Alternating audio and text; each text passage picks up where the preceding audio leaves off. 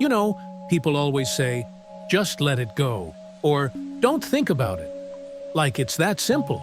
But if you've ever been hurt, really hurt, you know it doesn't work that way.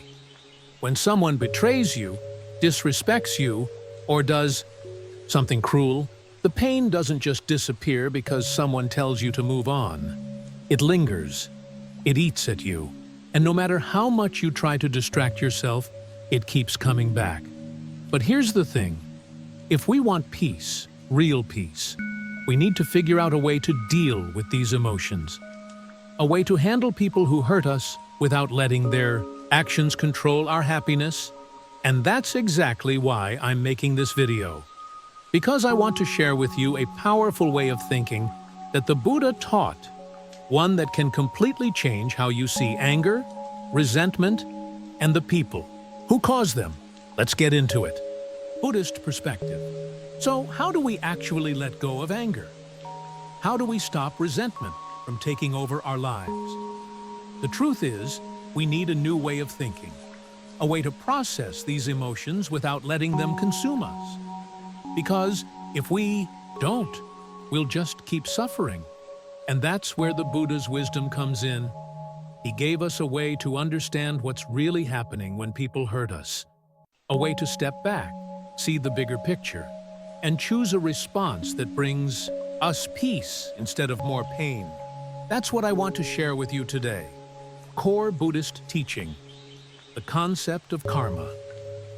The other day, I was reading a Buddhist sutra, and one line really stood out to me.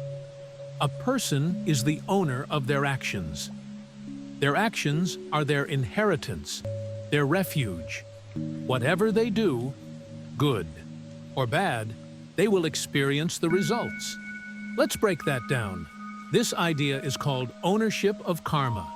It means that every action we take, everything we do, say, or even think, creates consequences. Not just in some abstract mystical way, but in a very real, practical way. So when someone does something cruel or unfair, they're creating their own karma. They are setting themselves up for whatever comes next. And that's where the shift in thinking happens. Applying karma to real-life scenarios. Let's say someone insults you. Maybe they humiliate you in front of others, or they act like they're better than you. Naturally, your first reaction is anger. You want to strike back, defend yourself, put them in their place. But here's the question. Do you really want to take on their bad karma? Do you want to let their negativity become yours?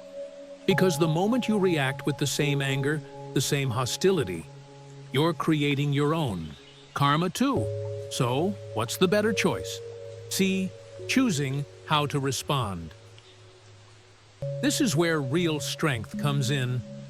The Buddha teaches that when we recognize karma in action, we get to decide. Do I let their actions dictate my peace? Do I mirror their negativity? Or do I stay in control? Choosing patience and self-control isn't weakness. It's power. It means you're in charge of yourself, not just reacting on impulse. Image cue. A calm person smiling while someone else is shouting in frustration. And when you think this way, something amazing happens. You start to feel lighter. You stop carrying the weight of resentment because you realize it's not yours to carry. Practical example. Dealing with difficult people. Let's make this even more real. Imagine you're at work and a customer starts yelling at you. They're rude, entitled, maybe even insulting. Your instinct? Get defensive. Snap back. Prove you're not someone to mess with. But take a second. Ask yourself, what are they really doing? They're just piling up bad karma for themselves. Their anger, their negativity, it's a reflection of them, not you. So instead of reacting emotionally, you take control. You choose kindness, patience, maturity. Not for them, for yourself. Because at the end of the day, your peace is worth more than winning an argument. Tattoo metaphor of holding a hot coal. There's an old Buddhist saying that goes like this. Holding on to anger is like grasping a hot coal with the intent of throwing it at someone else. You are the one who gets burned first. Think about that. When you hold on to resentment, when you replay an argument over and over in your mind, who suffers? Not them. You do. So if anger is only hurting you, why keep holding it? At the end of the day, this is all about choice. People will do what they do. Some will be cruel. Some will be unfair. But their karma is theirs. And your peace? That's yours to protect. So next time someone tests your patience, remember, you don't have to pick up their negativity. You don't have to make it yours. Instead, choose wisdom. Choose peace. Choose to respond in a way that makes you proud.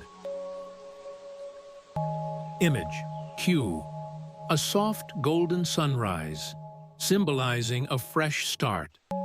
May you be healthy. May you be happy. Namo Buddhaya.